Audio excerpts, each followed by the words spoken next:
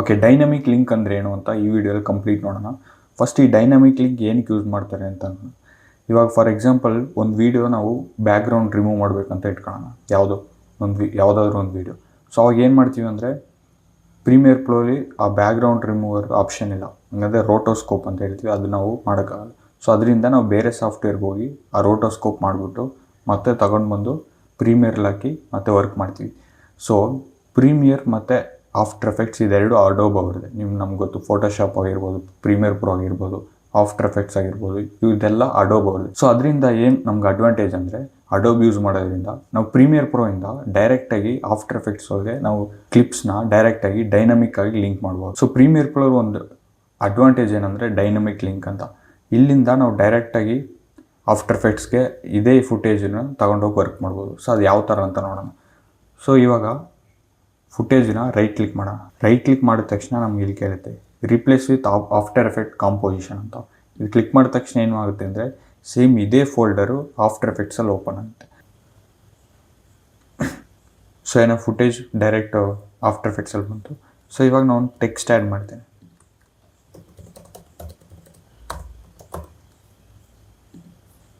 Text ನಾನು ಇಲ್ಲಿ add ಮಾಡಿಬಿಟ್ಟು ಕಲರ್ ಚೇಂಜ್ ಮಾಡೋಣ.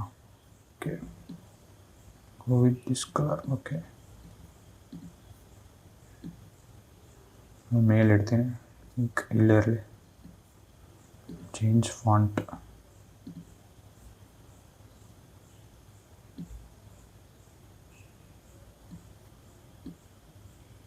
ಸೊ ಇದಕ್ಕೆ ನಾನು ಗ್ಲೋ ಎಫೆಕ್ಟ್ ಆ್ಯಡ್ ಮಾಡ್ತೀನಿ. ನಮಗೆ ಪ್ರೀಮಿಯರ್ ಪ್ರೋಲಿ ಡೈರೆಕ್ಟ್ ಗ್ಲೋ ಇಲ್ಲ, VR ಗ್ಲೋ ಇದೆ.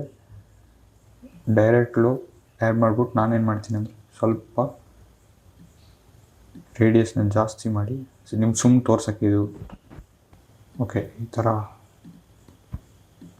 ಸೊ ಇವಾಗ ನಾವು ಸೇವ್ ಮಾಡಿಬಿಟ್ಟು ಹಿಂದೆ ನಾವು ಪ್ರೀಮಿಯರ್ ಪ್ರೋಗೆ ಹೋದರೆ ನೋಡಿ ಆ ಟೆಕ್ಸ್ಟ್ ಬಂದಿರುತ್ತೆ.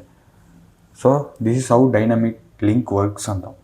ಸೊ ನೀವೇನೇ ಫುಟೇಜಸ್ನ ಆಫ್ಟರ್ ಎಫೆಕ್ಟ್ಸ್ಗೆ ತಗೊಂಡೋಗಿ ಏನೇ ಚೇಂಜಸ್ ಮಾಡಿದ್ರು ಅದು ನೀವು ಪ್ರೀಮಿಯರ್ ಪ್ರೋಲಿ ಎಫೆಕ್ಟ್ ಆಗಿರುತ್ತೆ.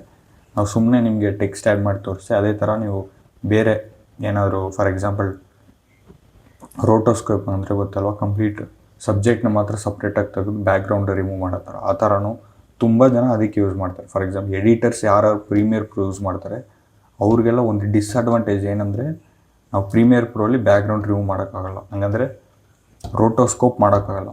ಸೊ ಅದರಿಂದ ಏನು ಮಾಡ್ತಾರೆ ಅಂದರೆ ಆಫ್ಟರ್ ಎಫೆಕ್ಟ್ಸ್ ಯೂಸ್ ಮಾಡಲೇಬೇಕು. ಸೊ ಅದರಿಂದ ಈ ಥರ ಡೈನಮಿಕ್ ಲಿಂಕ್ ಯೂಸ್ ಮಾಡಿ ಬ್ಯಾಕ್ಗ್ರೌಂಡ್ ರಿಮೂವ್ ಮಾಡಿ ಮತ್ತೆ ಪ್ರೀಮಿಯರ್ ಪ್ರೋ ಬಂದು ವರ್ಕ್ ಮಾಡ್ತಾರೆ. ಸೊ ಐ ಹೋಪ್ ಈ ವಿಡಿಯೋ ನಿಮ್ಗೆ ಗೊತ್ತಾಯಿತು ಅಂತ ಅನ್ಕೋತೀನಿ. ಡೈನಮಿಕ್ ಲಿಂಕ್ ಯಾವ ಥರ ವರ್ಕ್ ಆಗುತ್ತೆ ಅಂತ ಇದೊಂದು ಗೊತ್ತಿರೋ ಸಾಕು. ಏನಕ್ಕೆ ಅಂದರೆ ಬಿಗಿನರ್ ಲೆವೆಲಲ್ಲಿ ನೀವು ಆಫ್ಟರ್ ಎಫೆಕ್ಟ್ಸ್ಗೆ ಹೋಗಿ ಅಲ್ಲಿ ನಾನು ತುಂಬ ಕಾಂಪ್ಲಿಕೇಟ್ ಮಾಡೋದು ಏನಕ್ಕೆ ಅಂದರೆ ಆಫ್ಟರ್ ಎಫೆಕ್ಟ್ಸ್ ಬಗ್ಗೆ ನಾನು ವೀಡಿಯೋ ಮಾಡಿದಾಗ ಅದು ಕಂಪ್ಲೀಟ್ ಸ್ಕ್ರ್ಯಾಚಿಂದ ಹೇಳ್ಕೊಡ್ತೀನಿ. ಸೊ ಇವಾಗ ನಾನು ರೋಟೋಸ್ಕೋಪ್ ಮಾಡ್ಬೋದಿತ್ತು, ಬಿಕಾಸ್ ಆಫ್ಟರ್ ಎಫೆಕ್ಟ್ಸ್ ಬಗ್ಗೆ ಎಷ್ಟೊಂದು ಜನಕ್ಕೆ ಗೊತ್ತೇ ಇರಲ್ಲ. ಇವಾಗ ಸಡನ್ನಾಗಿ ರೋಟೋಸ್ಕೋಪ್ ಮಾಡಿದ್ರೆ ಕಾಂಪ್ಲಿಕೇಟ್ ಆಗುತ್ತೆ. ಸೊ ಅದರಿಂದ ಇದೇ ಥರ ನೆಕ್ಸ್ಟ್ ವೀಡಿಯೋ ನೋಡೋಣ.